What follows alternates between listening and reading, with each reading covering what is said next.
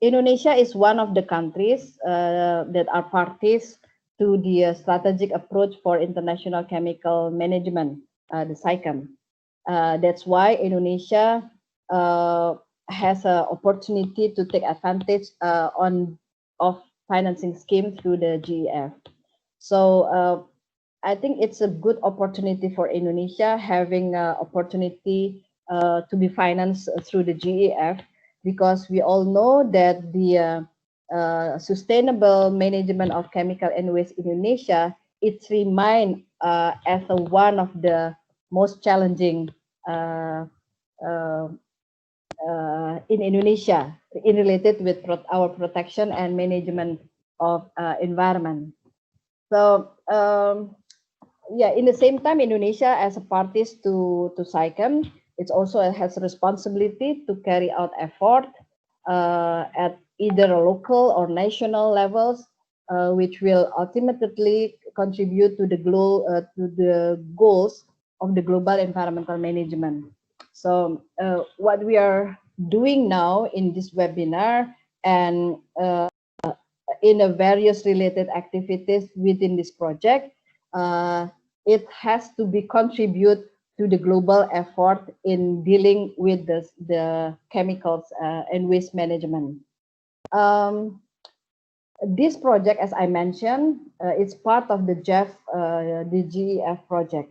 So as to follow GEF program direction, this project is required to ensure numbers of elements as to be considered a GEF successful project. So namely commitment, so there should be a commitment, a partnership, and a strong involvement of the stakeholders, good governance, and sustainability of this benefit of this project. I'm glad to learn that so many stakeholders, important players in this field are present in this webinar. So for me, the presence of the various stakeholders at this webinar is very proud and it's important because your presence here is reflected the commitments and sincerity of all parties in overcoming the challenge that I was talking about, challenging in having the sustainable or bettering our sustainable management of chemical and waste in Indonesia. So I think the commitment and your involvement is a strong capital for the effort and steps to achieve the goals and target of this project. So moreover, it's not only talking about the goals and target of this project, but for realizing our dreams and goals to provide a better, safer, a cleaner environment for our and next generations. So that's why I really support and encourage everybody here within this webinar room or also outside the webinar room that we need to stronger our commitment and to ensure that we are consistent in doing our efforts, because the environmental challenges that we are having now, it's at the very most alarming levels. So we kind of have no choice, no time for delay. So I think we need to come together, hand in hand, building a strong partnership and cooperations among us to build to build our common new force and energy to tackle everything. Now today we are talking about the lead in pain. Another elements that I would like to touch upon is the good governance. It is important to have a strong commitment, a consistency in effort, a collaborations and partnership and involvement of stakeholders. But having good governance, it's a must, especially when talking about handling hazardous and toxic chemical in Indonesia. I know Ibu Yuyun it's absolutely agree with me, because that's the important success factors in handling hazardous and toxic chemicals, not only in Indonesia, but in around the world.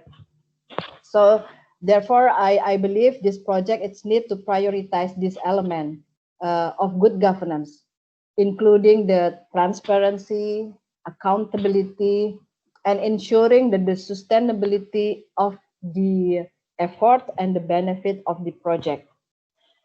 Yeah, if it is indeed, we are in one of the stage of the GF project, but the real challenging, it's out there in the field, in the real life. So make sure that everything that we are exercising, that we are learning, that we are building within this project, it's need to spread out later. It's need to replicate. It's need to be implemented in a real life, in a more consistency and a longer period of time.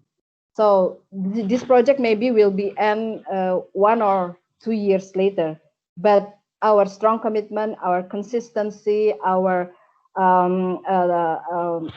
good governance needs to be longer than the period of this project. Because sustainability is important. The challenge is it's continue to happen.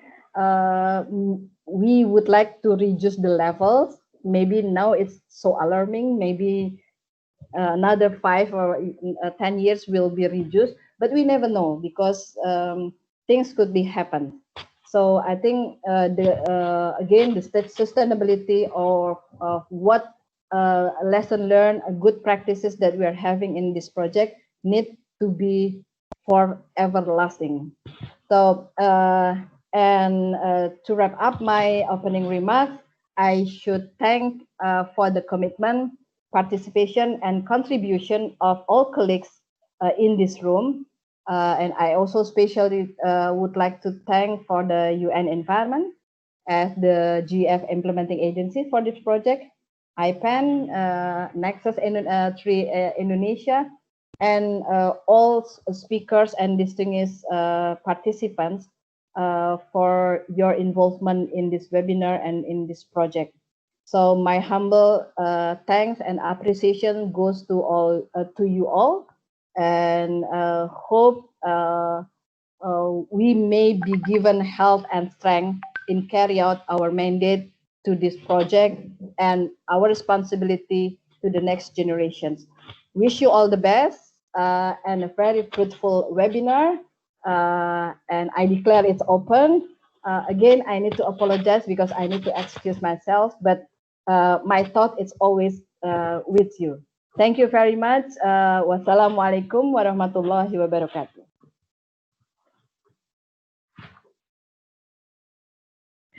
Waalaikumsalam warahmatullahi wabarakatuh. Thank you so much, Ibu Ami. We are grateful that you are able to open this workshop, or sorry, the webinar. Yes, your messages, your key messages is very important to remind all of us that this project, the outcomes of this project should not stop or limited as a pilot, but also it should be adopted as a new system or becoming a system change in Indonesian paint industry and practices. So without further ado, I would like to invite Desiree to give her remarks. For those who have not met Desiree in January, Desiree is the UNEP officer, and she attended the Jakarta workshop in January. And I believe Desiree will say something before she leave UNEP by the end of this month. So Desiree, without further ado, I'd like to invite you. Ibu Laksmi, have a good day. Desiree, the floor is yours. Thank you. Terima kasih, Ibu Yuyun. A pleasant good afternoon to everyone. Good morning for colleagues here in Europe. I'm so pleased to give a few words today in this webinar. I was privileged to be there last January to be with all of you during the launching workshop, and that was a very successful workshop. And my key reflection there is Indonesia is one of those countries where the paint industry is so excited. You know, they're really looking for mandatory law, a standard, a regulation that will level the playing field for all the paint industry. I understand that Indonesia has a fast growing industry for the paint manufacturers. You have your own domestic use because of the increasing the industrialization, the new housing, architectural needs, and also for the upcoming celebrations. You really need to have your increasing use of the paint. And I also understand that Indonesia is one of the key exporters in the Asia Pacific region. So it's really very important for the paint manufacturers to be able to have no lead additions in their paint. Why? Because we know, of course, the public health implications, right? I mean, we know about children having low IQs, children having behavioral problems, and for adults, you have the kidney and the heart problems. So the public health reason is very compelling. So we really need to work together. And we also know that we have the industry is key to have legislation. So it's not fair for only a few paint industry to having no lead in their paints, but there is no legislation. So with the minimal costs, with the lead-free paint manufacturing, of course, our paint industry would say, okay, we will comply, but there is no law, there is no mandatory regulation. So I trust that the government of Indonesia, and it's good to have Ibu Lakshmi, who is from the JEF, from the Ministry of Environment and Forestry, very clear, expressing clear support towards this sound chemicals and waste management under the SAICHEM umbrella. It's really important, at least under the SAICHEM umbrella, to have a legislation in the country, and it's very good that Indonesia has the 600 ppm standard. However, it's not mandatory, and so industry would say we want something mandatory, so everyone will comply.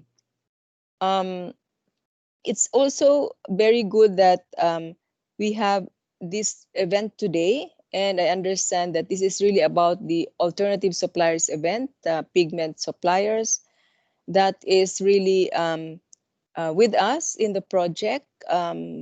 So we have, I understand also in Indonesia, Nexus 3 is very active, and I'd like to congratulate Sonia and Panka for this webinar and for really on the ground, because I recall we even visited one paint industry in Indonesia, and really there is political will, there is really engagement of industry. We now have 4 paint SMEs with us in the project. Of course, it's going to be a challenge to Yuyun and company if I say maybe we can have more paint SMEs. Well, I always trust in the capacity of Nexus 3 as the key partner under IPEN in Indonesia, because they deliver and they're very active on the ground, and really very able to engage industry and government together. So the important thing is we have the government, the regulation, the legislation, and at the same time we have the engagement of industry. We just had a very successful also global webinar on the industry, and we had with us the World Coatings Council, and they do agree that the significant amount of paint production, 14%, occurs in countries without lead paint laws. So again, the importance of having a law so that there is going to be production of no lead paint. And it is indeed feasible to have paint reformulation without lead. And the key is really collaboration among the stakeholders. I like Ibu Lakshmi's message about partnership. So it's about partnership with government, with industry, and governance, as well as so principles of governance, transparency, accountability, and also the importance of this project as having the pilot test, yes, of the paint reformulation guidelines developed by NCPC Serbia, and I'm glad Branko will be with us. However, we need to sustain this in the future. And as one of the Jeff principles, it's about scaling up. It's not only about leaving it in the project and then closing it in December of 2021, but it's really more about scaling up of the efforts of demonstrating that paint reformulation is feasible. So again, I'm so pleased that we have the alternative suppliers with us. I understand this webinar is really about the shifting of the paint, the reformulation using alternatives. And I'm happy to have BASF and Clariant with us. And our key paint industry in Indonesia. I could see Marcos with us, who has been very active and who has the leadership also in the paint industry. The launch workshop is in Indonesia is one of the more successful ones that I've attended, and so I wish to congratulate all of you under the leadership of Yuyun. I know that by end of this year, you will have your lessons learned. You will have your best practices, and all of this will be shared globally with the other national clean production centers and also with Nigeria, care of Shradev. You will then come up with your best practices, your lessons learned, and this will feed into the final paint reformulation guidelines. The guidelines will be global. It will be presented to the International Conference on Chemicals Management, the 5th session in July. So whatever work that you do in Nexus 3, whatever engagement you have with both government and industry will be very valuable in finalizing the paint reformulation guidelines. You will have, of course, the name of industry, government, and Nexus 3 in the final guidelines, and you will then leave a mark and have some form of legacy to the world. And so with that, I leave my project in UNEP in peace and with such level of fulfillment and happiness and joy, because today is my last day in UNEP. So I move to UNICEF from tomorrow. And my work in UNICEF is also about environment and health. It's about healthy environments for healthy children. I'm so happy to have worked with all of you because, in fact, it's going to be continued. So it's part of the work will be about lead. So lead paint, lead batteries, but also the global framework of all the pollutants, all the chemicals in the environment, air, water, soil, and the impact on children. And what we're doing in this project really is a part of this, my work also in UNICEF, because it's really about taking care of children who are our future. So with that, I wish to thank all of you, and I wish you success in the project. I wish you success in today's webinar.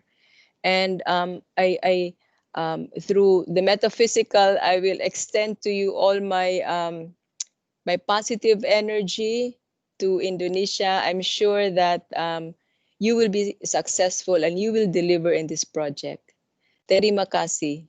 Have a good day. Thank you so much, Desiree.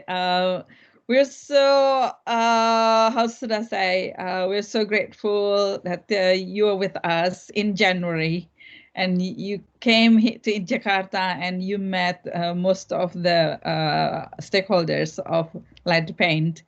And Bapak and Ibu, we are lucky that Desiree could join the call today.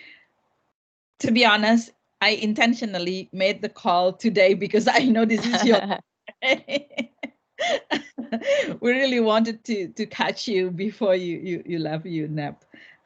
So good luck with your new endeavor at UNICEF. I believe our paths will cross again, because there are lots of issues related to children that we can work together. But I would like to ask you, are you going to stay until the end of the call, or are you going to leave? I have to do some other stuff, but I will try to multitask by listening. So, but I will shift to my iPhone, Yeah. and so if it's okay. I'm sorry. Before you switch to your phone, I would like to take a picture together first because sure. I forgot to ask Ibu when Ibu Ami was there. My staff reminded me. So if everyone can turn on your screen, please, your video, so we can see your beautiful faces.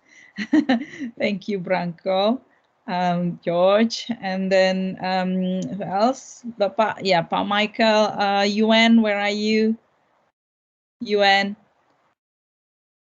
Krishna, Indako. I don't know where to turn on the screen. Wait. The video is the camera on top right. Okay. Yeah. Yes. Okay. So Krishna will take our pictures. Yes. Okay. Krishna, can you please take our pictures and let us know? Count. Okay. 1, 2, 3. Once again. 1, 2. Thank you. Okay. Thank you, everyone. Thank you, Desiree. So Thank you can you. your phone now. All the best. Bye. Yeah. Thank you. Bye. After this, I would like to invite Branko from NCPC Serbia to share his experiences during this project, and we would like also to learn how this project is taking place or happening in other countries. Branko, please, you can use your, okay. Can you see my presentation? Yes, we can see it. You Okay. can the full screen. Is it okay now? Yeah, we can see it. Okay. Good afternoon, everybody. It's a great pleasure for me to be here, invited at this webinar, and thank you, Yoon, for organizing it, and thank you for all the attendees that save time to listen about this very important topic about replacement of the lead in paints globally, but especially here in Indonesia. And I'm really pleased to see that also we have people from supplier side, and we also have some best practices in production in Indonesia. Now I'm here first to tell you that I'm bringing good news to show you that replacement of lead ingredients is possible, feasible, and also economically sound. Before I start, just a few words about myself. I'm Branko Dunic. I'm a chemical engineer with experience in polymer engineering, but also I worked for 10 years in paint industry. And now I'm a director of the Cleaner Production Center of Serbia, which is located at the Faculty of Technology in Belgrade. And I am also joined. This work is also done jointly by my colleague, key technical expert Vojka. And she's somebody who ran the biggest South European paint manufacturer here, and she contributed to this project by drafting the paint reformulation guidance that I'm going to share with you today. Let me see how it works. I cannot change my... Okay, now it works. Do you see my screen? Yes, Branko, we can see Thank it. you, thank you, thank you very much. So I will talk a little bit today about the project, and I will talk mostly about technical guidelines, and I will give you two examples of two SMEs participating in the project that successfully replaced lead in their products. You can see here on my link that those technical guidelines are now available. This is the first draft, still unofficial, and it's still not complete. As Desiree said, those technical guidelines will be complete once we have all the experiences and lessons learned and examples from all the countries that are participating in the project. And those technical guidelines will be presented at ICCM 5 in Bonn. Right now on this link, you can find the guidelines, which are translated into several languages. They're available in English, in Arabic, Chinese, and Spanish, but I don't know whether Yoon, somebody from Nexus, will try to translate it in the local language. What are the technical guidelines? Just to give you very simplified version of it. It's a step-by-step guide how to replace lead ingredients in paint. On this place, I would like to say that replacing lead ingredients in paint is no different from replacing any other ingredient in your paint. Therefore, reformulation is done in the laboratory, and you do basically you start with some starting formulation with some advice, and then you try and test your formulation for quality requirements. Why we are so happy to have suppliers of pigments and raw materials without lead with us? Because in our experience, because I work in industry for 10 years, and I know a lot of paint industries. Most of the knowledge is coming from the suppliers. Suppliers who are offering lead-free pigments can give you, and the producers, especially SMEs that lack maybe technical capacity, they don't have enough literature, they can get enough information from starting formulation to start working and replacing lead. I will not stop on those following two slides, but lead is added intentionally right now in countries which do not have lead legislation, is added as pigment or extender or dryer in different kind of paints. You will hear later most of the paints we are talking about that contain lead are solvent-based. In water-based paints, there are fewer addition of lead. But also, and it's important to say, sometimes it's difficult to avoid traces of lead coming from natural extenders or pigments, and this is called unintentionally added lead.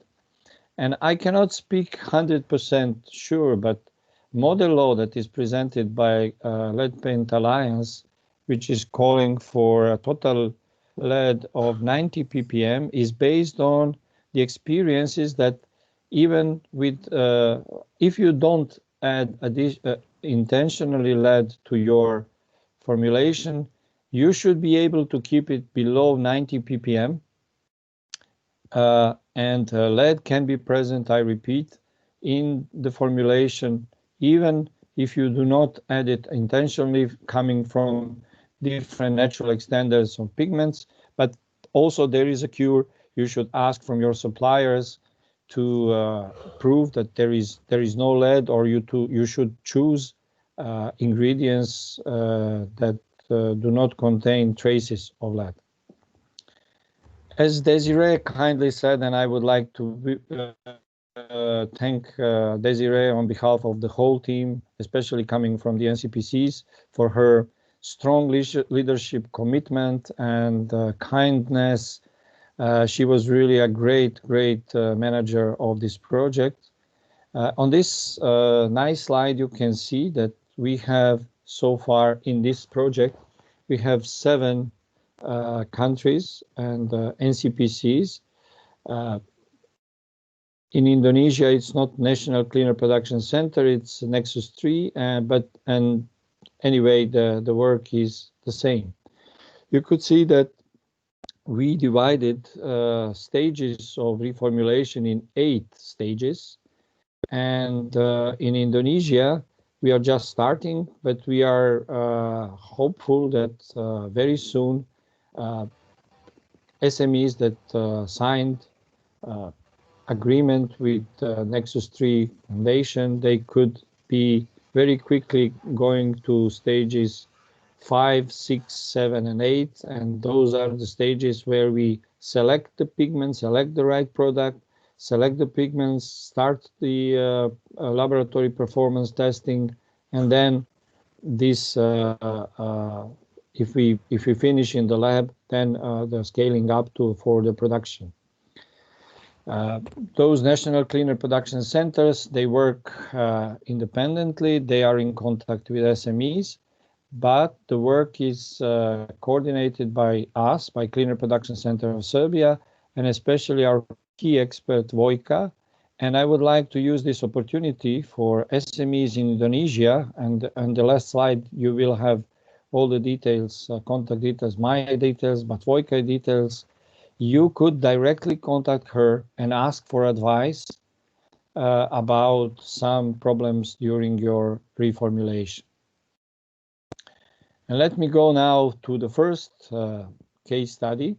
The companies asked not to be named, but this Jordanian company is some medium enterprise, 130 people. And as you can see on this slide, they still were using 11 tons of ingredients per year that contain lead. During the reformulation and using this reformulation guide that gives you advice what product you need to choose. But I also believe that the management of the company is really aware what products are critical for them and what products they would like to reformulate. They choose to reformulate this road marking paint, yellow road marking paint that you are familiar with, and it presents a big problem because you spread lead throughout the country using lead chromate, which is abbreviation in our job is PY34. And as you can see that they were using 3 tons every year of this lead containing yellow pigment, which is, by the way, great pigment with one very big problem that it is toxic, and especially with where you have a lot of dust that can be inhalated by passers-by. So what they did, they selected an alternative, and here I'm also glad that we have BASF and Clariant and maybe some other suppliers that already offer alternatives to this yellow pigment. And they selected several suppliers. I'm not going to tell you the story that it's very easy, but it's not so difficult.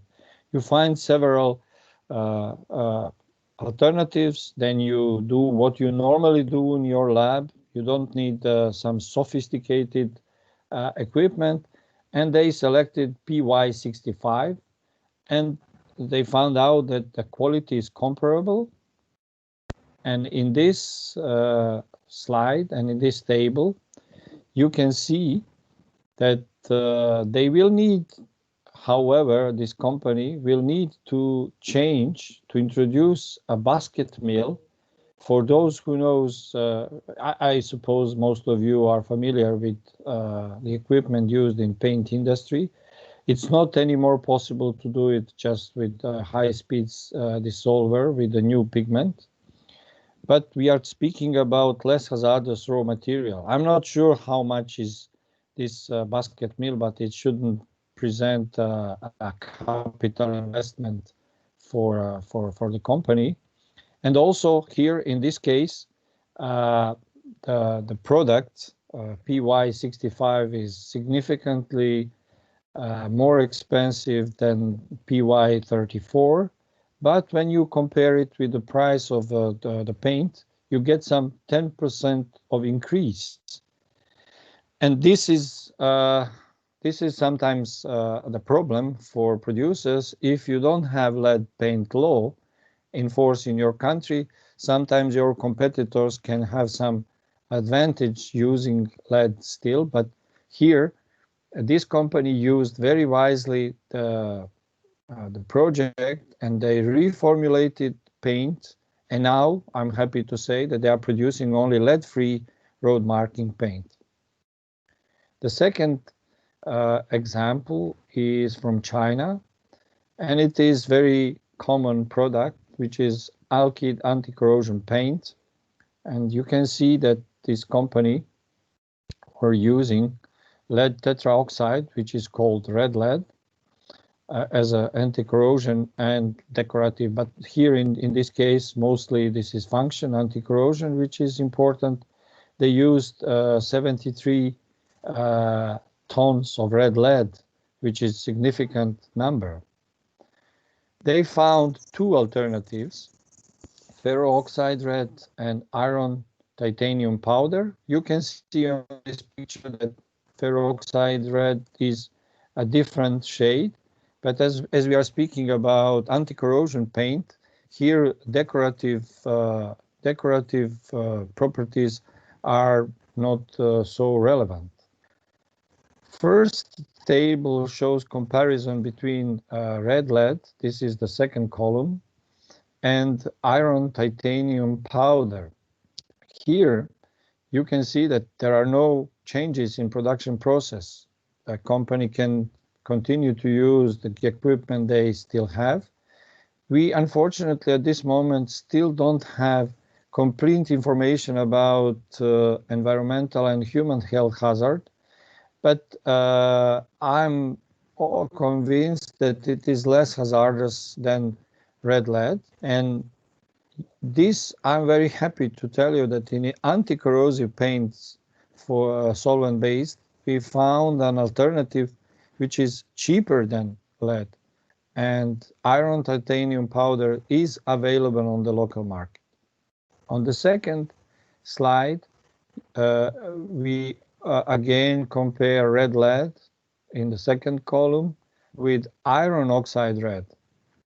Here we have MSDS, material safety data sheet, and iron oxide red is not classified as hazardous to human health and the environment, opposed to extremely hazardous of red lead.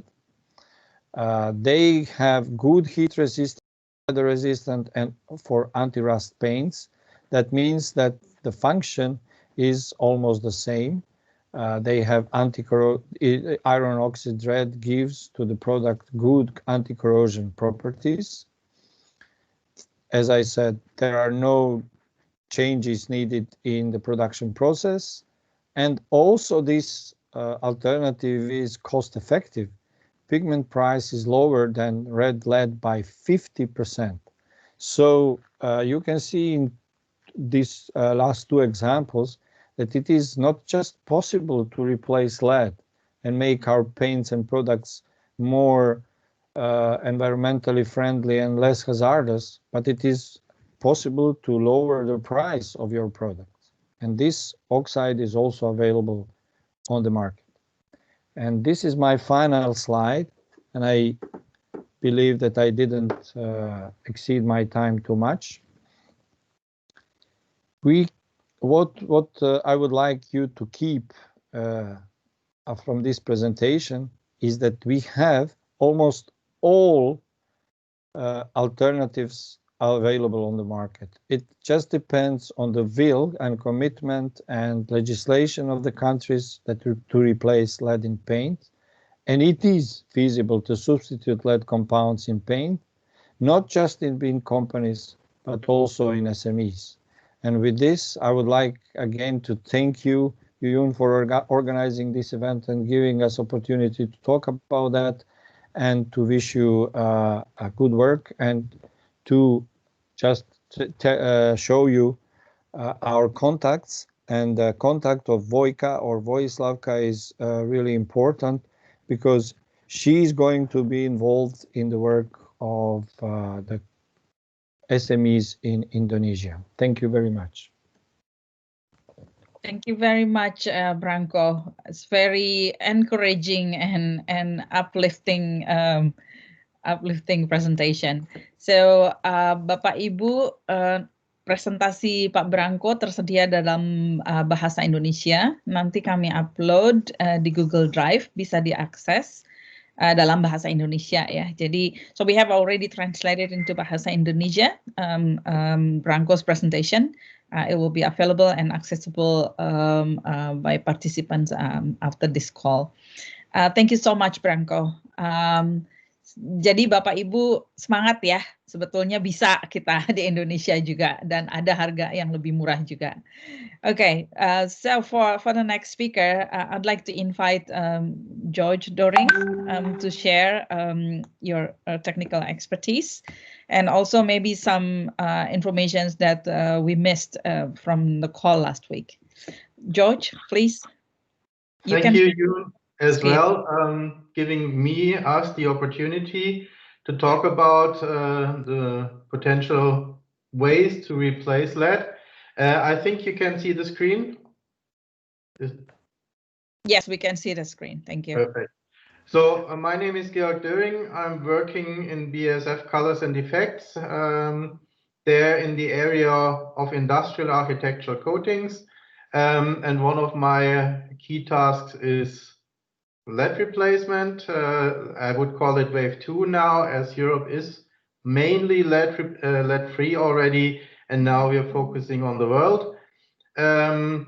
Myself, I'm working now 18 years in the industry, and thereof 6-7 years now in that field of industrial architectural coatings. What I want to talk a little bit about is showing you alternatives for the lead chromates. Is there one-to-one replacement, interior, exterior applications, and then also a short summary. When we are looking into the portfolio for lead replacements, and there Branko has mentioned already some options, we're talking about organic pigments, we are talking about inorganic pigments. There are also hybrid pigments on the market, and some pigment manufacturers can also make customized pigment blends.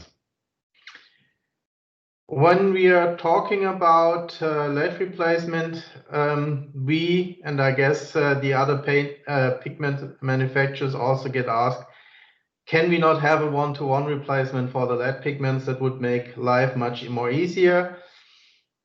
I can say we also thought about how can we achieve it, but at the end it turned out we can, to some extent, balance performance levels and properties of the lead pigments. If we're looking here in the yellow, we can come close to the lead pigments, to the lemon or to the mid-shade lemon, but then we have to somehow compromise maybe on opacity and color strength levels, where we are quite close. Therefore, we have here lack of chroma, when we're looking to the molybdate orange, coloristic is much closer here, but you see there is a bigger difference in opacity strength balance, let's say. So we have to think about where do we balance it best. So hybrid pigments, as you see, can be an option also when we're talking about durability to some extent, but unfortunately, no one-to-one replacement in the market as far as I have seen up to now. When we're talking about interior applications, here the example for the lemon chrome, very close by from a color point of view, yellow price example. When we're looking into the cost per 100 liter of paint with the organic pigment, as it's much higher in strength and the cost difference is not very big, the higher reduction you have, more or less, or you can say in general, for all the reductions, you're saving money by using organic pigments, and you will not have in these color shade areas any negative impact on the opacity. And if I do the same comparison for red with 112 red, for example, it will end up the same way. So for interior applications, I would say standard organic pigments are the most cost-efficient way. And that's the reason why, for example, architectural field for interior applications, you hardly find lead chromates anymore or ever had seen them.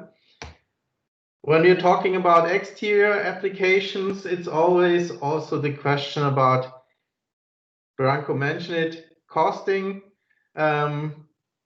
is the topic, of course. Here the example, 3 different ways to replace lead replacement. When we are talking about lead replacement, we are also talking about opacity levels. Here we have made the costing on a hiding layer so that we have opacity, and then we compared costing and also durability. And when we're looking into RAL 1021, the bright greenish yellow, doesn't matter how you formulate, always having the factor of 3 in. When you're going into the exterior area, for orange color here, RAL 2010, you see there are differences in how you formulate, and when you're using titanium dioxide,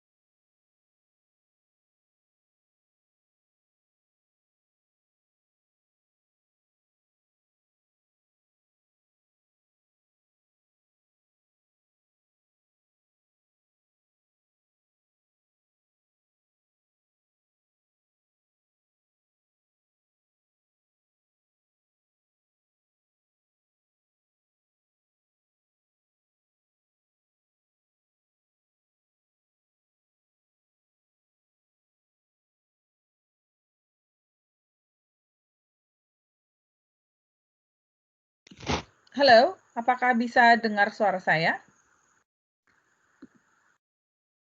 Bapak Ibu bisa dengar suara sudah saya? bisa dengar sekarang bisa Ya, dengar. Udah dengar. mungkin tadi dari George-nya yang masalah ya. Oh, oke. Mungkin dari si Georg-nya coba. Dia masih ada apa udah keluar ya? Nggak ada, Bu. Sudah left. Hah? Tolong di ini lagi deh, di invite lagi. Yang lain masih stay di sini kan? Nggak ada masalah. Masih Ya. sepertinya ada masalah di internetnya Georg deh. Oke, sambil menunggu Georg masuk lagi, kayaknya kita lanjut dulu aja ke Clariant mungkin. Pak Yuan, are you ready? While waiting for Georg. Okay, hang on. Yeah. Who is coming?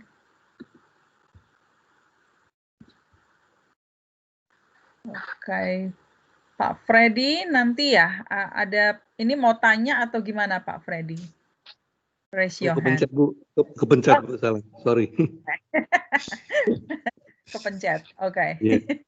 Okay, so maybe while waiting for Pak Chris, Bu Yuyun, Pak Chris ada tanya what time would be his presentation? Yes. I replied already to him privately. I said half an hour after Clarion and BSF. I don't know whether he read my text. Mungkin Pak Haryadi tolong kabari aja. Tadi sudah aku udah chat tadi ke Pak. Oke, saya kabarin. Thank you. Okay, Pak Yuan, while waiting for Georg, maybe you can share your thought and experiences. Sorry, I did not realize that I was lost out in the presentation. Oh, okay, you are there. Okay, I'm Georg. back again. I got the message, from colleagues. I was wondering why do I get a phone call, and it turned out I was kicked out. Sorry for that. Okay, it's okay. So I'm glad you're back. So okay, Georg, please continue. Which slide did you miss me?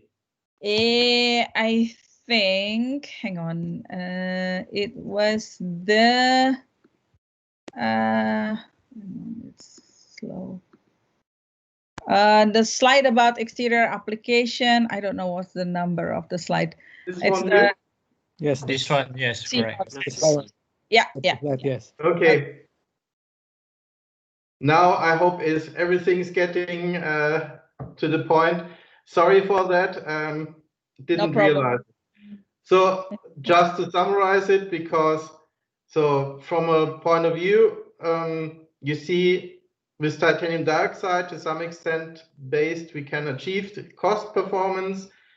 We have some disadvantage in durability performance. Chrome nickel titanate is a good balance, and with bismuth vanadate or high performing inorganic pigments, you can achieve same durability, but sometimes quite improved costing. Interesting was the green color, where we get the same cost performance, let's say, and not only the same costing, but also same performance.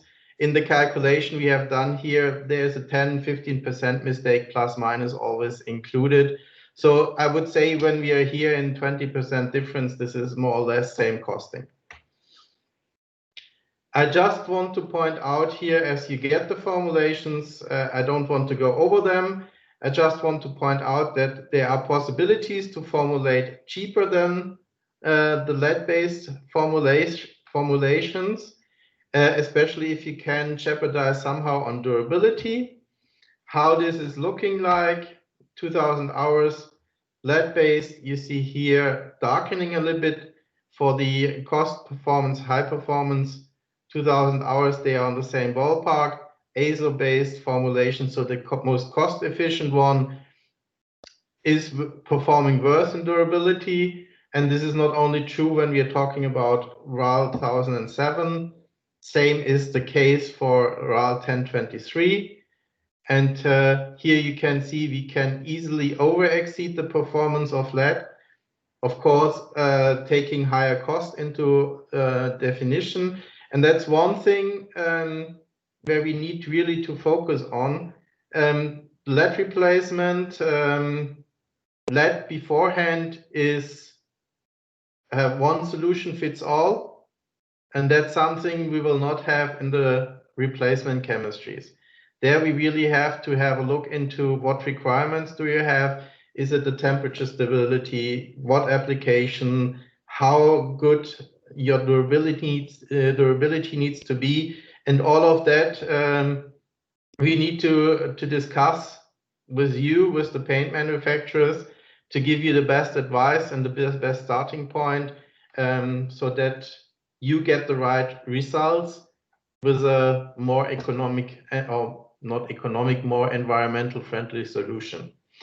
And same story, let's say here for the orange, you see how the performance levels are, how they are looking like, and for red as well. And that brings me to the summary. First important message, no one-to-one replacement.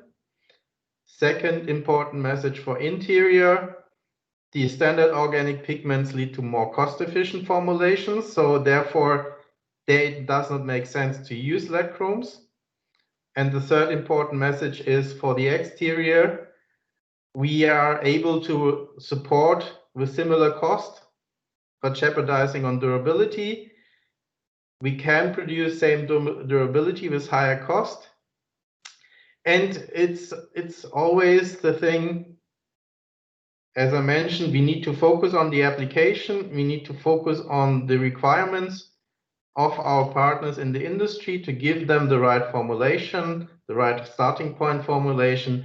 And there is no one size fits all pigment like the lead chromes in the replacement chemistry. That brings me to the end. If you have any question, please feel free or contact me directly then later on. Thank you for the opportunity, and I hope it was interesting for you, and sorry for the technical issue in between.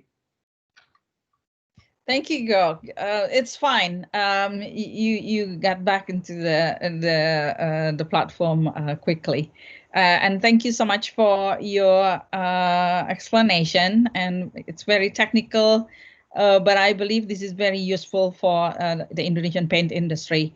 Bapak Ibu, nanti kami akan minta izin dulu kepada BASF apakah materinya bisa di-share atau tidak. Nanti kalau bisa kami akan upload di Google Drive. Okay, so continue with the next speaker. I would like to invite Pak Yuan from Clariant Indonesia. Pak Yuan? Yes, please. Silakan, Pak.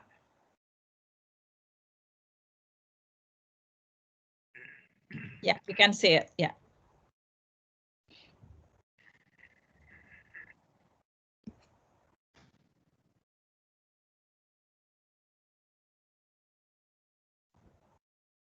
Nggak ada suaranya, Pak Yuan. Maybe you should unmute your speaker. Yeah. I've forgotten about it.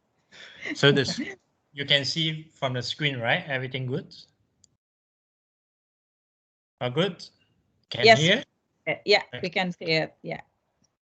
Yeah, I just do a quick ones because Karen have been actively doing a lead-free replacement pigmentations and all across the Southeast Asia since I'm joining Karen since 2006 till now. We have never stopped promoting this lead-free pigmentations activity in Southeast Asia. Yeah, and as you can see here, I think the awareness from the global are very aggressive in looking into the lead-free replacement.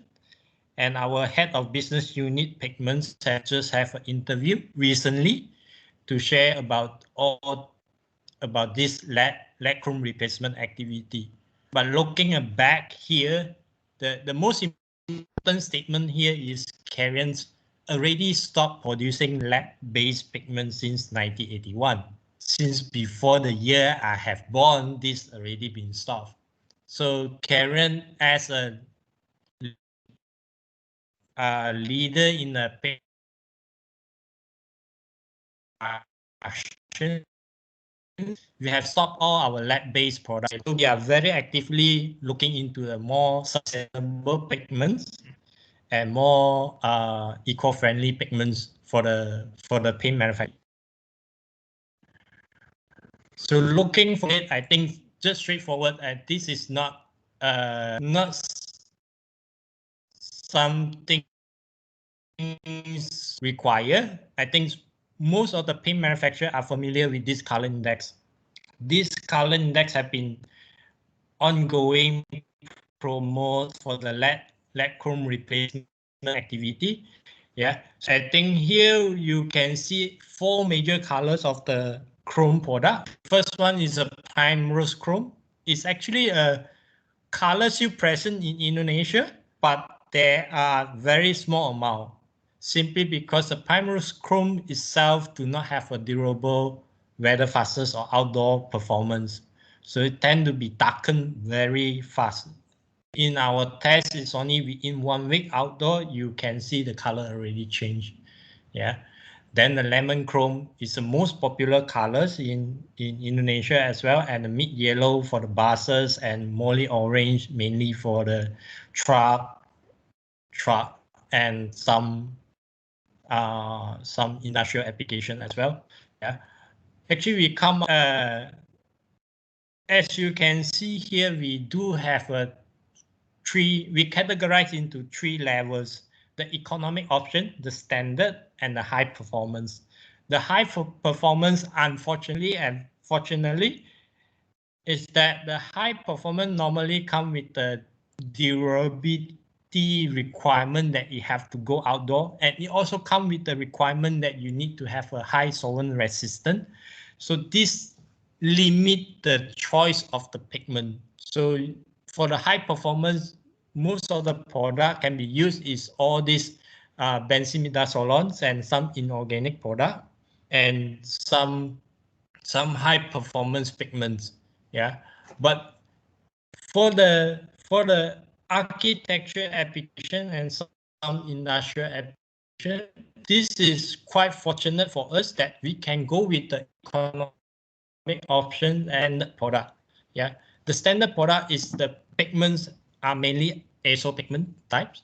Yeah, so the azo pigments, it come with a very simple manufacture process, so it come with a reasonable cost to be used as a lead chrome replacement. Yeah. So this is the basic color index that you can actually look into. Yeah. So depends on your requirement, then you can actually go dive in which category you are required. Yeah. Then you can actually contact your pigment supplier. Do you have this and that? And then you can actually go further on the color matching and color developments. Yeah. So looking at that, what Karen actually offer for this group of color index, this is the product name for Karen's. Yeah, we have been actively having this portfolio in our business. So you can see Hansa Yellow 10G, you can see all these Hansa Billion Yellow 2G X70 and Dalama Yellow YT 800 and 805. And Permanence Orange G and Permanence Orange RL70 have been present in the market for a very, very long time. Yeah, those who have close contact with the Philippines or knowing the Philippine activity, that you know that Permanence Orange have been one of the key candidates for the Molly Orange replacement in Philippines. Yeah, in the Southeast Asia, the success milestone of the lead chrome replacement from Karen, pioneer country that have a success on the replacement as well. And Australia, we have a significant user on this pigment yellow 65 as well, mainly for the root marking applications, which have been shared by the first presenter, that the root marking choices. Yeah. So it's the product that have been used in the market for long times. Yeah, like Australia, I think they have been use this lead chrome replacement options, the pigment yellow 65 for more than 10 years. Yeah, the Hansa Billion Yellow 2GX70 is also being used in the lead chrome replacement, especially for the root marking for quite some times. Yeah, so this is now the actions for the Indonesia, for the country that have looked forward for lead chrome replacement. This is the candidates of the pigment that you can actually look for. Yeah, if you want quotations or you want to have a technical information, you can directly contact to Michael and me to find out more detail on that. Yeah. So this is actually the color space. Yeah, we as present by the BSF, that there is a pigment that is blend to get the direct drop into the pigments. We do have certain requirements like this, but our key promotes still the single individual pigments, which you have more room to adjust the color. You have better on the cost optimizations, and it also gives you a stability when you make it into the tinter. Yeah, so our key promotions is always focused on the single individual pigments rather than the hybrid pigments, or rather than the blend pigments here. Yeah, so you can see here where is the pigments and located, and how close is this all candidates fit into the lead chrome replacement. And on top of that, actually, we also come with the literature. The first one we have already sent out to Sonia. Yeah, I'm not quite sure whether this has been shared in the group here or not. This is actually our demonstration material, mainly for the lead-free pigmentation coatings. Yeah, we have been actively distribute few customers that have been actively contact with us. They already have a hard copy, and this is the soft copy that we can actually share to the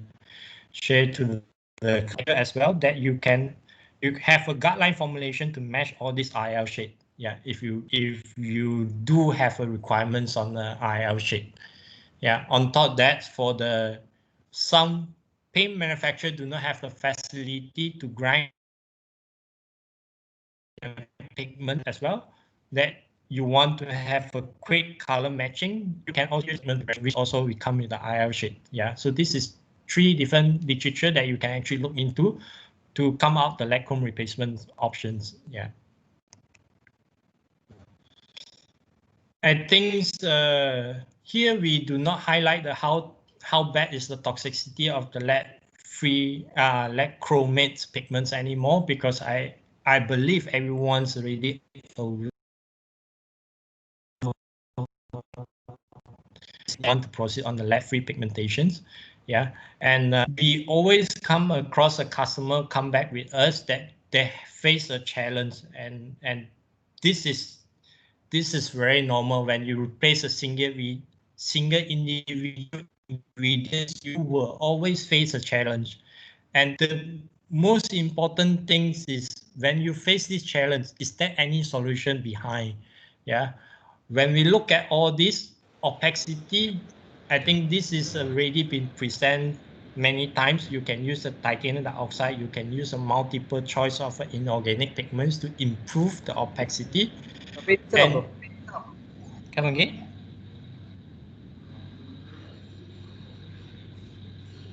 Sorry?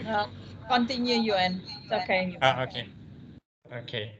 So I think the opacity is something you might face a challenge, but there's the solutions ready behind. And the second thing is the shade and the gloss as well. This also is the things that is a challenge, but there is already solution behind. Like the choice of the color that we already offer is very close to the lead chromate. Yeah, in fact, is almost not almost all the options are possible to mesh chromates. Yeah. And the fast this will to be straight for the decorative and architecture paints, but the key challenge will be sit into the high performance requirements like coil coating applications. Yeah, the coil coating application will be very challenging for the lead chrome replacements, especially on the fasteners on high temperature. And this is the pain point of the coil coating. But I think the key user today in Indonesia is mainly on the decorative and architecture. So those who actually have this challenge on the coil coating application, you can directly connect with Carians or other pigment supplier. I'm very sure they will come out a different solution for you and options of the pigments for you as well. Yeah. So the highlight here, pain point, the priority is actually a cost formulation, which we also would touch base a bit, how you manage the cost. Yeah. And as you can see here, basic components of the paint, pigment is not the key ingredient. I mean, in the percentage wise, pigment do not probably maximum 20%, or maybe even, however, when you look into the cost, what is the cost contributions of the pigments and what is the cost contribution of the paint, total paint? In fact, me and Michael actually make a rough calculation based on the paint price per liter. Yeah, the pigment costs are sit around 24%. Yeah, based on the market price of 1 liter paint. Yeah, if based on the cost of the product, we foresee the pigment cost is around 30 to 40%. So looking into it, the pigment influence are very significant. We see it very critical when you want to change from lead-free become from the lead chromate pigments become a lead-free option, because this involves 40% of your cost in the formulations. Yeah, and how we're going to manage it, this is some presentation we have actually worked out. Yeah, we actually do a survey on the pigment yellow 74, because this is here we don't highlight all the product, all the color index. We only highlight on the pigment 74, because this is the higher demands of all the product, especially lemon yellow. Lemon yellow have been the highest demand across all lead chromates. Yeah, so the key replacements on lemon yellow is a pigment yellow 74. And how this pigment yellow 74 affect on the lead chrome replacement activity on the cost positionings, yeah, on the cost level. Yeah, so we just done some survey on the higher price and lower price. Yeah, unfortunately, I do not know the highest price. I believe probably there's someone selling more than $9. Yeah, probably you are buying more than $9. Yeah, that come with the volume and the service level and so on. Yeah, it might be highest. Yeah, and the lowest price that we come across is actually $8. You might find it lowest than $8 possible. Yeah, but it's also a possible the performance are different. We do see some suppliers are using the transparent grade blend with titanium dioxide to get a higher opacity grade that's selling at the cheaper price. But we are here reference to the those trusted supplier on their price level. So the lowest we are looking at $8 and highest at the 9.1. And then we also benchmark the lemon yellow at a very low level at 3.7. Yeah. So look at the formulations. We use a lemon yellow benchmark at 20% pigment loading, which is very common how we use the lemon yellow chromates. Yeah. So when you use a 20% in the formulation, the current cost is 0.74. Yeah. So when you use the organic pigments, when you doing the lead chrome replacement, when you get $8, yeah, your pigment percentage, what will be the percentage you can use? Yeah, what is the color matching recipe that you can start with? Yeah, here will be one of the very important things before it start the color matching, which we have a lot of customer get the technicians or get the chemists start the color matching without feeding them the informations on the price level, on the cost level. It always turn out the work become very lengthy because you have to reformulate again because the cost doesn't fit in. Yeah, so this is actually one of the table very useful for the paint manufacturer to look into. You have to set a benchmark. You have to set the range of the costing. Take example, you are getting a 3.7 for your lemon yellow, and your cost is around between 0.74. So when you use a 74 and you're getting at $8, your maximum loads can be 9%. So when you do a color matcher to do a matching, you should actually provide them the guideline so they will not use more than 9%. By then you can actually manage your cost in a better way. Yeah, and possible they might able to add up to 10%. Then you know how much of cost difference on that. So this table actually we make in the Excel form. It's very simple calculation, but it's very useful when you share this information when you start to develop, and especially for the chemists to do a color matching activity. Yeah. So example, if you're getting a 74 at the $9.1 and your chemists do not know and they just do a color matching based on 12%, what's gonna happen on your costing? Your costing from 0.74 become $1 difference. And if you calculate into the cost of a total paint cost on the 40%, this 30 cents is quite significant when you produce a very big amounts of paint. Yeah. So this is the things that you have to look into, and you have to have a guidelines and a benchmark for your chemists to do a color matching. Yeah, so that they can manage the cost on the same time they can manage the colorations correctly. Yeah, so take example at 9. Actually, some formulation we can foresee the 74. You can only use 8.5, and the balance you can add titanium dioxide to get a better opacity. Yeah. Actually, your costing level is only 0.64. In overall cost, you might actually lower than 0.74. Yeah. So this is how you manage on a product. Yeah. So this is important when you lay out on how you do a color matching. Yeah. So you have to be able to have a guideline for your chemist to start what is the percentage of the formulation they can start with and how they start and how do they mesh. So it will be sit within the range of the cost of your lead chrome replacement activity. Yeah.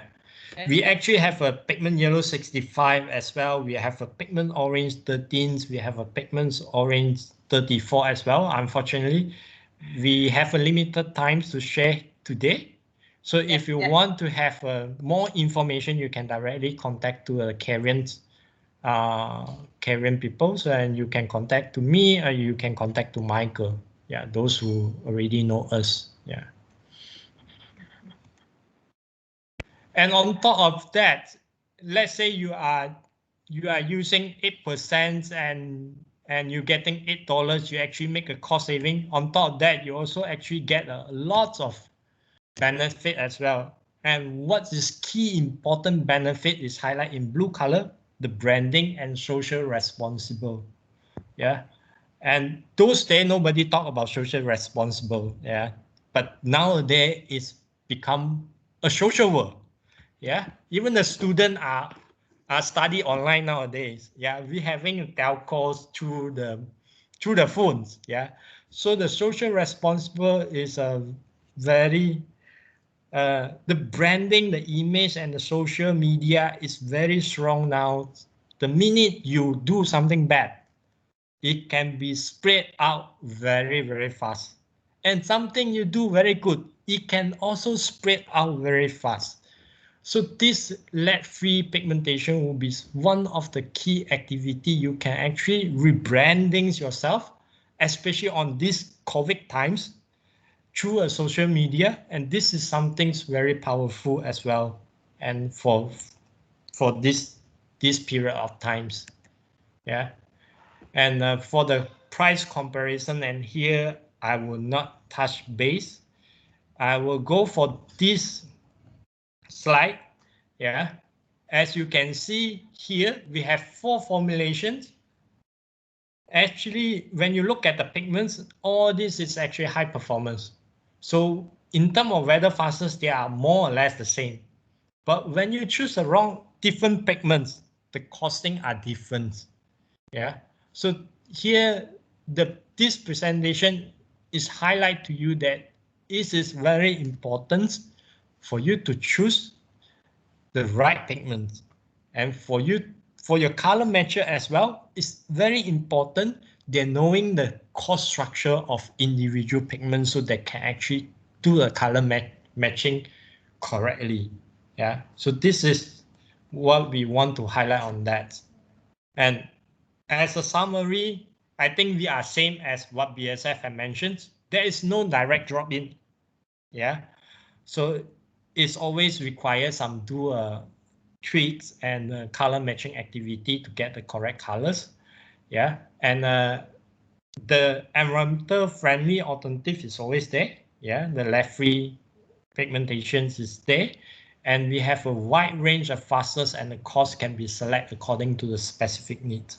So this is very important. You have to find out your need. You have to elaborate your need, and so that you pick the right pigments. Yeah.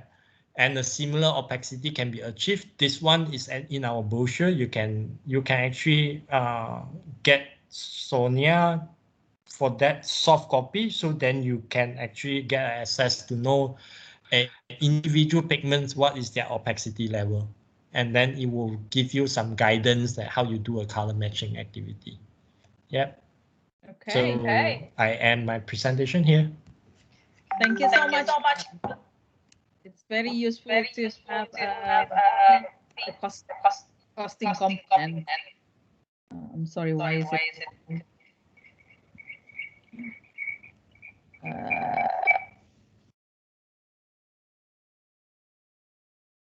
Okay. Yuan, can you mute yourself? Yes. Yeah. Sorry. Thank you. Thank you, Yuan. So Bapak Ibu nanti, I'm sorry, Yuan, can we have your presentation materials and translate it into Bahasa Indonesia? I give Sonia the PowerPoint already. Yeah. Oh, yeah. Nothing. Okay. Yeah, they can use it. Okay. You can translate it. Yeah. Yeah. Thank you so much. We are going to upload it in a Google Drive, and we also will upload the brochure that you gave us a while ago in the Google Drive. So all the materials from this today's webinar will be available in one Google Drive. Okay. Thank you so much. So now I would like to invite the Indonesian paint industry. I would like to start with inviting Pak Chris Adidharma from Propan, and also the leader of the Association of Paint Industry Indonesia. Pak Chris, mohon maaf tadi Bapak terima messageku ya. Ini kalau di Teams enggak sih, enggak terima. Tim saya juga kurang begitu ngerti cara pakai, tapi it's okay. I can start now. I can share my screen. Can you see it? Silakan Pak. Can you see my screen? Yeah. So I think since everybody's giving presentation in English, should still also give in English? Yeah, that's why. So anyways, the presentation is done in English, and yeah, I'm asked to present the best practices in lead-free paint in Indonesia. So I guess I would like to start. We discussed, there was somebody from Clarion just now, and a couple of other presentations. You all know that mostly lead actually is coming from two sources in paint, and one of them is actually the dryer, which is the lead octanoate and lead naphthenate. And the pigment, we have the lead chromate, molybdenate sulfate, lead chromate, and chrome green. So what are the opportunities of reducing lead or removal of lead in paint in Indonesia? So lead pigments and dryers are the biggest contributor of lead in paint.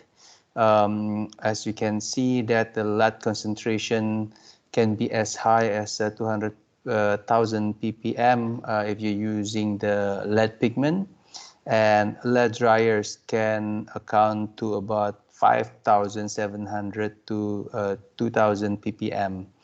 And of course, removing the lead catalyst or the secretive will bring the residual lead to 1,000 to 500 ppm, and of course there is a residual lead content of 600 ppm and below is achievable. Of course, this can be attributed to, for example, the fillers, the contaminations, and so on of the raw materials of the paint. So this actually slide is I got from the World Coating Council, the Global Market Analysis. Waterborne paint. Waterborne paint in Indonesia also do not use lead compound, and also is gaining in the market share. As you can see in Asia Pacific, actually the ratio of waterborne paint to the solvent-borne paint is the same as in Latin America and North America.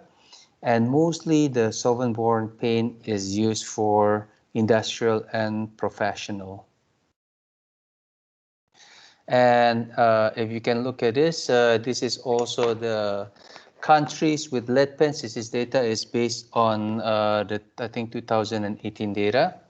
As of July 2018, in the world, there are 69 countries with lead paint laws, which is only 35% of the total countries with laws. And in Asia Pacific countries, there are about 20.5% of countries with the lead paint laws. And looking at the countries, the 8 countries, we see that Australia, it has a limit of 1,000 ppm lead limit for the sale, manufacture, and import and export of all paints. In China, which is interesting, for the decorative, they are actually limiting to 90 ppm for household and automotive, but for industrial and depending on the use of the paint, 1,000 ppm soluble lead limit depending on the use. In India is 90 ppm, Nepal is 90, in New Zealand is 1,000 ppm, and in the Philippines 90 ppm for lead limit for architectural, decorative, household, and industrial. Although from what I believe, in the Philippines, actually they decided to go only for 90 ppm for the architectural, and there's some exclusion for the industrial paint. And these are all the rest. Sri Lanka is 90 ppm for interior and exterior, and 600 ppm lead limit for floor and enamel paint. And Thailand, of course, is the 100 ppm lead limit for all paint. So again, decorative water-based paint in Indonesia are lead-free. Some solvent-based paint containing lead are used in decorative and industrial applications. So as you see, it is actually technologically possible to substitute lead pigment and dryers in paint. It's just a matter of formulation and also a matter of cost. So challenges to eliminating lead paint in Indonesia. I think a lot of the pigment and dryers suppliers, they would be very happy to help paint companies to formulate the paint for to take out the lead. So that should not be a challenge. But I think the challenge is actually testing. There are limited number of laboratories and high cost for such testing and certification. The areas of application, industrial applications still need the performance of the lead-based paint. And regulation, there are about 300 paint manufacturers in Indonesia, and implementing a mandatory standard and certification can be costly and problematic. And the implementation by the law enforcement can be a challenge. Indonesia is also highly regulated with many laws, but implementation is often problematic and sometimes exploited by various parties. For example, Indonesia has something called the Standard National Indonesia, SNI, which is now is just an optional for paint, but even then, you know, like there were some law enforcement agencies who use this SNI to elicit any legal status and challenging the paint companies to provide certification, even though it is actually optional and not mandatory. And price versus performance, lead-based paint still have much lower price versus performance compared with the alternative. So instead of regulation, I feel that we should try to impose tax on lead-based material so that the lead-free paint can be a competitive alternative. Yeah, so we shouldn't depend so much on regulation to regulate this, because implementation can be very, very problematic in Indonesia. So the pathway of lead-free paint is important that we raise awareness of consumers, because they will be ultimately the ones deciding to use the paint. Certification of eco-labels that are increasingly more popular. Before several years ago, there were the Singapore Green Label, Singapore Environmental Council certifying the green label as the paint as a green label. And also now we have the Green Product Council of Indonesia certifying green label for the lead-free paint in Indonesia. Decorative water base are already lead-free, and there is a move from solvent-based to water-based. We feel that self-regulation by paint company, by certification, by optional, branding of the eco-label is best. Government now is starting to mandate green label and SNI for building materials in their project. So I think this is also a good push by the government, and Indonesian Paint Association, APCI, is working together with the government to mandate green label and SNI in the government project. And this can actually give a big push for the manufacturers to provide lead-free products for Indonesia. We also feel that to increase the cost of lead-based raw material by import duty, so that there is a financial incentive to use lead-free paint instead of government regulations. And the Indonesian Paint Association is in discussion on how to reduce or eliminate lead content in paint. And eliminating lead paint should be industry-wide efforts. And of course, the best practices in lead-free manufacturing practices is test and certification. Definitely, we need to have good testing, regular testing, eco-label is very important to raise the awareness and also to ensure our customers that the products are conforming to the eco-label standards, which is lead-free, sometimes VOC-free, and so on.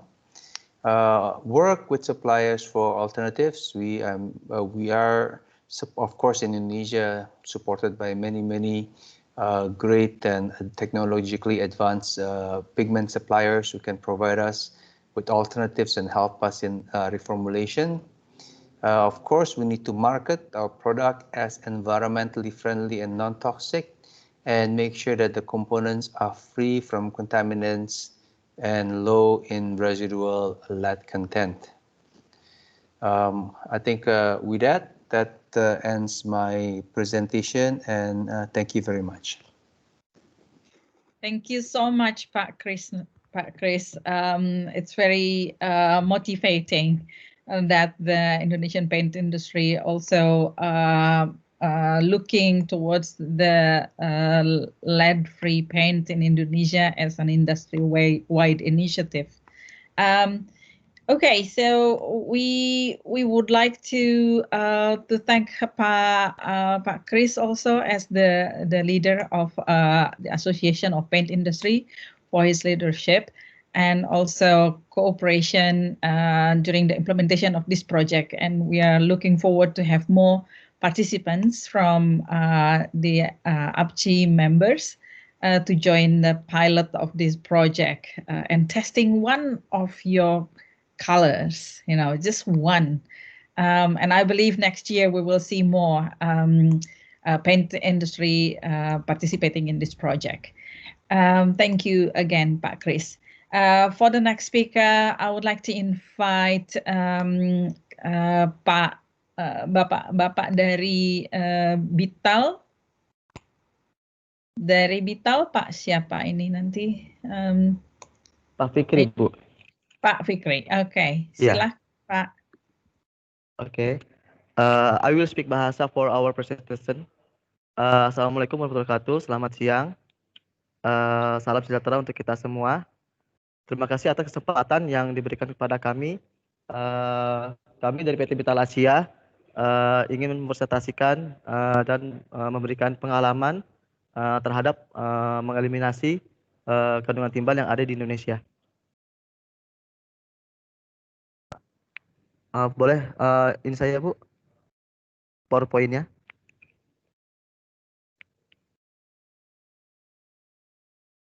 Mestinya bisa share dari tempatnya Bapak. Udah bisa belum di atas? Belum bisa, Bu. Saya udah bagi sih informasinya. Krishna, Mas Krishna, bisa bantu kah? Krishna, Sonia, bisa dibantu share dari screen kalian?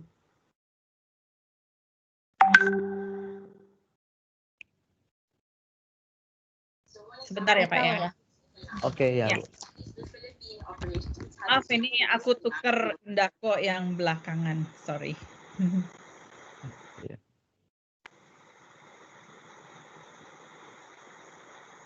Di sana? Sebentar.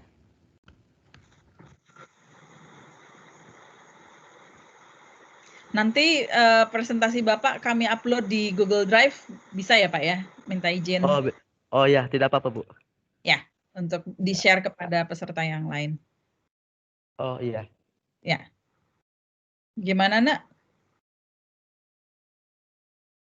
Sudah keluar kah?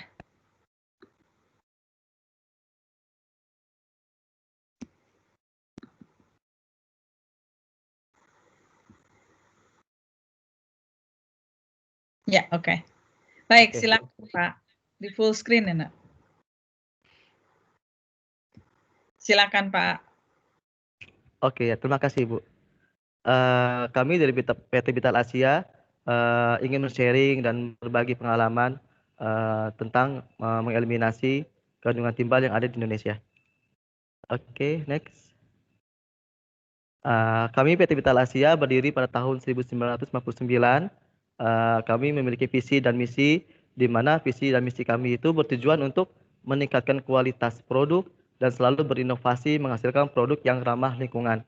Hal ini sesuai dengan webinar kali ini, di mana untuk mengeliminasi kandungan timbal di dalam cat, adapun kendala-kendala yang kami hadapi saat melakukan pengurangan atau menghilangkan kandungan timbal yang di dalam cat.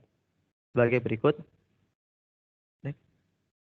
Salah satu kendala yang dihadapi kami dalam mengeliminasi timbal di dalam cat, khususnya cat enamel, yaitu pertama masalah raw material cost, kedua masalah supply raw material, dan ketiga yaitu distribusi.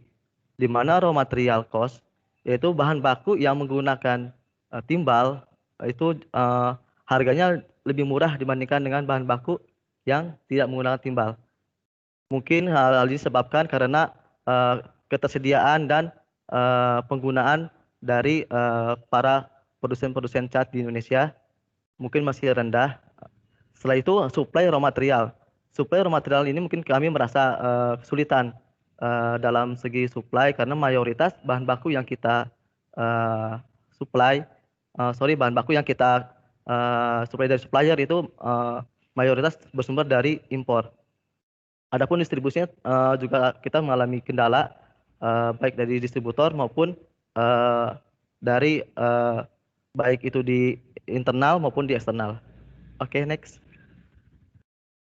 Berikut hasil riset dari Bali Fokus pada tahun 2015, di mana Bali Fokus mengadakan riset tentang cat enamel memiliki kandungan timbal, di mana salah satu produk yang kita miliki yaitu Bitalak memiliki kandungan timbal sebesar 13 ppm, di dalam cat masih batas aman.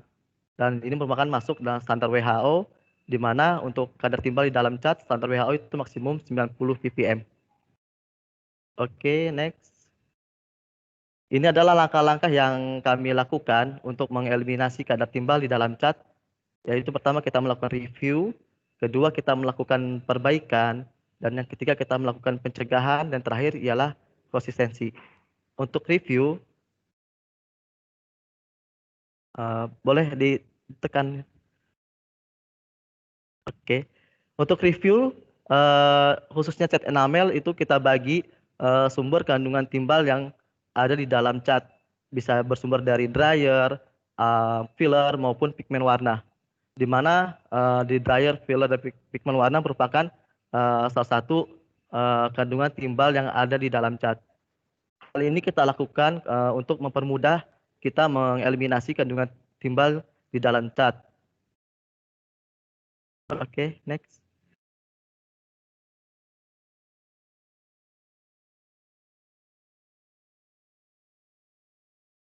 Kedua, kita melakukan perbaikan. Perbaikan di sini kita melakukan dua cara. Pertama, kita melakukan reformulasi. Kedua, kita melakukan substitusi raw material. Ini contoh salah satu untuk substitusi raw material untuk di dryer salah satunya. Jika di dryer kita menggunakan timbal, itu kita ganti substitusi raw material, kita ganti dengan salah satunya dengan zircon. Dan ini untuk mempermudah kita untuk mengeliminasi. Apakah zirconium ini bisa ganti dengan timbal? Itu kita udah pernah uji sebelumnya dan hasilnya pun lebih bagus dan lebih aman digunakan dibandingkan dengan timbal. Oke, next. Ini adalah pencegahan yang kita lakukan dalam eliminasi kandungan timbal di dalam cat. Yaitu kita melakukan dengan cara pertama kita melakukan counter tap raw material.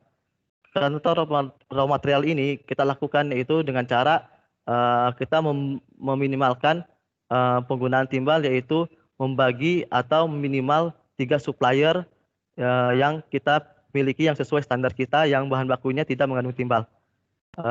Kedua yaitu alternatif raw material. Alternatif raw material ini kita lakukan yaitu apabila bahan baku yang kita gunakan ternyata masalah harga atau stok yang tidak tersedia, kita harus melakukan alternatif lain. Seperti halnya misalkan pada dryer, misalkan zirconium tidak ada, kita tidak mungkin akan kembali menggunakan PB Lead.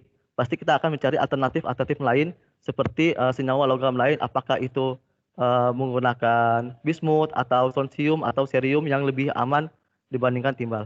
Oke, next. Konsistensi di sini itu sangat penting bagi kami karena tanpa adanya konsisten dan komitmen pengurangan atau mengeliminasi kadar timbal itu akan sulit berjalan. Pertama yang kita lakukan yaitu membangun kesadaran dan kepedulian tentang bahaya timbal dengan cara kita memberikan edukasi terhadap baik itu karyawan, distributor maupun konsumen kita.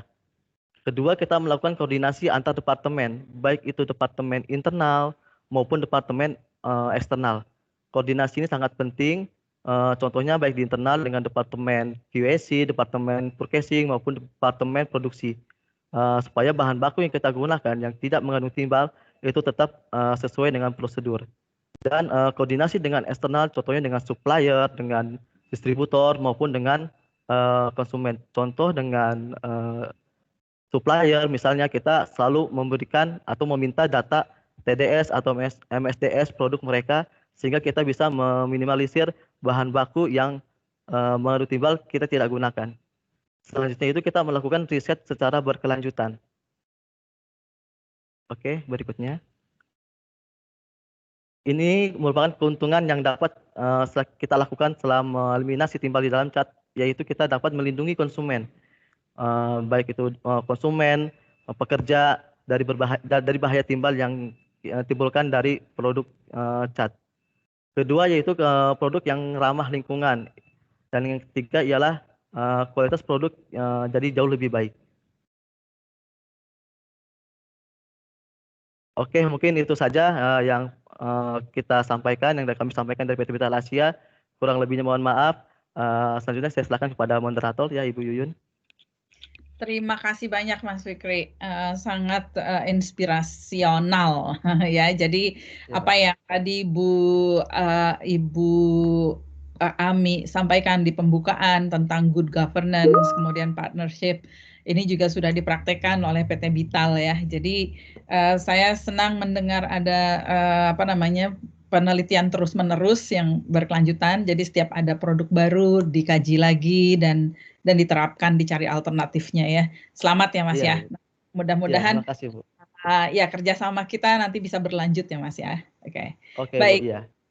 Untuk pembicara terakhir saya ingin mengundang kawan-kawan dari PT Indako. Tadi ada Pak Stefanus dan Dwi ya. Halo, kawan-kawan Indako. Halo, selamat ya. sore. Okay. Sore. Halo. Ya, silakan bisa kedengeran kok. Ya. Tapi videonya nanti selamat apa ya? Sore.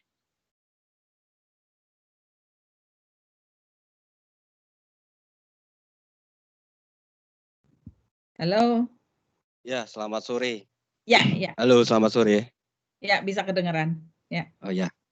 Ya, perkenalkan saya Stefanus dan saya ini Pak Dwi. Kita mungkin hari ini kita mungkin tidak ada presentasi, cuman kita akan menyampaikan beberapa concern dari awal mula Indako kita berdiri dan mulai produksi untuk produk kita. Dari awal tahun 2005, Indako berdiri dan mulai produksi itu sudah fokus dengan konsep ramah lingkungan, sehingga dari pemakaian raw material dan pemilihan dryer dari pigment itu semua sudah lead free. Jadi dengan konsep itu kita semakin kesini untuk pemilihan raw material itu semakin selektif. Jadi sampai hari ini pun kita sudah low VOC, semua pemakaian pigment kita udah lead free, dan juga pemakaian dryer kita juga udah tidak ada pemakaian dryer timbal atau lead. Mungkin cara kami untuk mensiasati bagaimana kami bisa lead free pemakaian pigment kami adalah dengan memakai pigment organik. Mungkin bisa dari beberapa presentasi tadi adalah pigment organik rata-rata mempunyai color sheet dan harga yang relatif lebih tinggi. Tetapi dengan beberapa riset yang kami lakukan, kami dapat menggantikan lead yang harganya relatif murah dengan pigmen organik walaupun harganya lebih tinggi, tetapi dengan pemilihan kita yang lebih selektif, akhirnya kita bisa mereplace dengan pigmen organik dengan harga yang terutama di harga dan kita dengan konsep ramah lingkungan juga menekankan proses di production kita dengan 3R, reduce, reuse, dari semua tahapan proses produksi tersebut sehingga penggunaan bahan baku yang efisien, energi yang efisien. Nah, dari saving dari efisiensi ini dapat digunakan untuk subsidi biaya bahan baku yang lebih ramah lingkungan. Mungkin dari fokus dari dulu pun pernah menguji produk kita, akhirnya kita pun ini udah kita diundang untuk meeting untuk menyampaikan konsen-konsen kita sehingga kita menjadi pelopor untuk yang bebas timbal termasuk dari dryer ataupun dari pigmen yang kita pakai. Sekian, terima kasih dari kami dari Indago. Baik, terima kasih banyak Pak Stefanus dan Pak Dwi. Ya, jadi memang ini yang kami harapkan bahwa industri melakukan riset sendiri dulu, kemudian mencari cara dan mencari warna yang sesuai, dan ternyata sejak awal Indaco sudah memang memproduksi cat-cat yang tanpa timbal low VOC ya. Jadi sangat encouraging Pak. Jadi semoga perusahaan-perusahaan lain juga bisa mengikuti langkah Bital ya. Kemudian salam saya buat Pak Iwan ya Pak ya. Udah lama nggak ketemu. Ya, masih Baik, Bu, ada. Ya? nanti saya sampaikan. Iya, oke. Baik, jadi Bapak Ibu mungkin sekarang kita masuk ke sesi pertanyaan dan jawaban. Tetapi tadi Pak Branko barusan kirim chat, beliau ada meeting lain. Jadi nanti mungkin pertanyaannya saya tampung saja untuk Pak Branko. Nanti saya emailkan kepada beliau.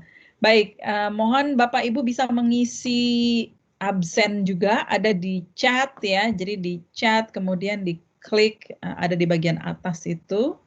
Kemudian di situ ada link.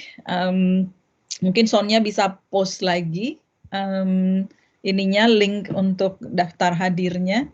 Tadi di atas message saya, di atas message-nya Branko ada juga ininya apa daftar isinya ya, daftar hadirnya, daftar isi lagi, maaf.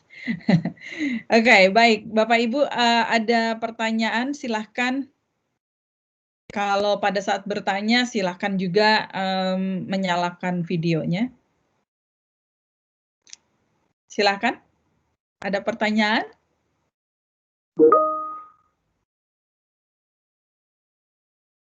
Kalau tidak ada, saya bertanya. Saya yang akan bertanya. Oke, baik. Kalau dari Bital, kira-kira kendalanya apa Pak? Atau tantangannya apa Pak untuk totally phase out gitu ya? Untuk totally phase out tidak menggunakan lead pigment. Kendala-kendalanya apa? Oke, terima kasih Bu Yuyun atas pertanyaannya. Kalau kendala, otomatis kita dari segi warna itu kendala yang pertama ialah masalah warna itu kan kita ada baik itu melalui secara umum maupun secara khusus. Dan kendala yang secara umum itu otomatis biasanya cost Bu. Ya, setiap perusahaan pasti kan yang diutamakan itu adalah cost biaya produksi atau biaya bahan baku itu sendiri. Nah, itu mungkin suatu kendala bagi kami, tapi dengan seiringnya waktu kami melihat ada perkembangan ke arah lebih baik, Bu. Contohnya misalkan supply kami itu biasanya hanya beberapa aja, tapi akhir tahun ini makin banyak supply, otomatis kan banyak permintaan tentang bahan-bahan baku yang tidak mengandung lead ini. Itu permintaan semakin banyak sehingga itu bisa menurunkan harga bahan baku itu sendiri gitu. Mungkin kedepannya mungkin dari rekan-rekan atau perusahaan cat lain bisa melakukan perubahan seperti kami juga gitu. Jadi mungkin dengan banyak permintaan, otomatis harga akan semakin turun. Gitu aja, Bu. Oke. Terus kendalanya kedua ialah bahan bakunya mayoritas impor, Bu. Nah, mungkin itu salah satu kendala bagi kami sih, gitu, Bu. Dari segi dari pigmen warna, karena mayoritas bahan bakunya impor, Bu. Oke, jadi tapi kan Bapak ngimpornya dari si supplier ya, bukan ngimpor sendiri atau gimana? Dari supplier, Bu. Iya, dari supplier. Ya.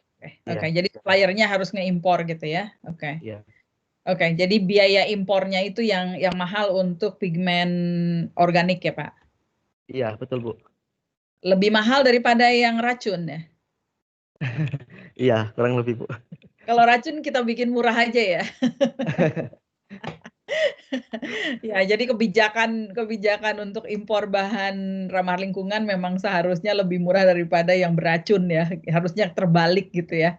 Karena kalau impor bahan baku yang mengandung racun dibikin murah, artinya negara kita juga mengizinkan industri untuk meracuni semua konsumen gitu. Jadi ini yang nanti kita juga salah satu advokasi kita kan ini juga Pak. Jadi minta kepada pemerintah untuk meringankan biaya impor produk-produk yang ramah lingkungan, termasuk dalam hal ini pigmen yang organik ya.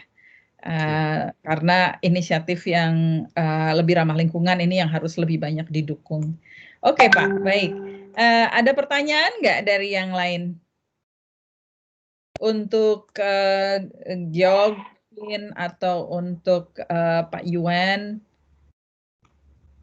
Atau untuk Branko? Untuk pembicara lainnya? Tidak ada?